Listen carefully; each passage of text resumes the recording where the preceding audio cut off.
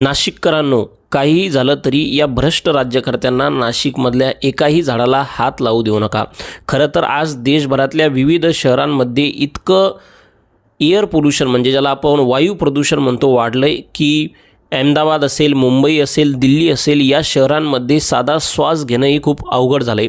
आज महाराष्ट्रामध्ये नाशिक हे एकमेव असं शहर आहे ज्याच्या आजूबाजूला हिरवळ आहे आणि ज्या शहरात राहून माणूस चांगलं जीवन जगू शकतो. पण या भ्रष्ट राज्यकर्त्यांना दिल्लीमध्ये स्वतःची इज्जत वाढवण्यासाठी त्या नाशिकचाही विनाश करायचा आहे अशीच परिस्थिती सध्या एकंदरीतपणे नाशिकमध्ये आहे.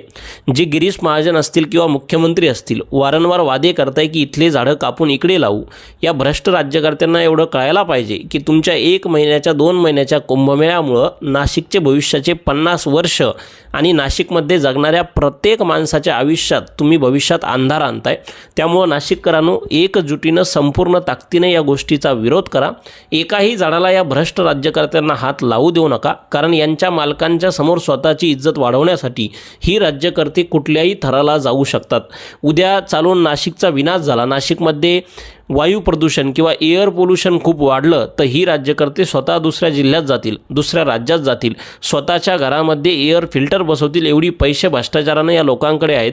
त्यामुळं जर तुम्ही नाशिकचं सर्वसामान्य माणूस आहात तर नाशिकमधील तपोवनच नाही तर कुठलंही एकही झाड धर्माच्या आणि जातीच्या बळी पडून या लोकांना कापू देऊ नका.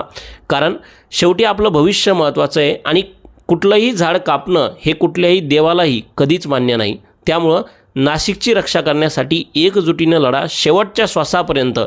वेळ आली तर काहीही करावं लागलं तर करा, पण एकाही झाडाला या राज्यकर्त्यांना हात लावू देऊ नका. धन्यवाद.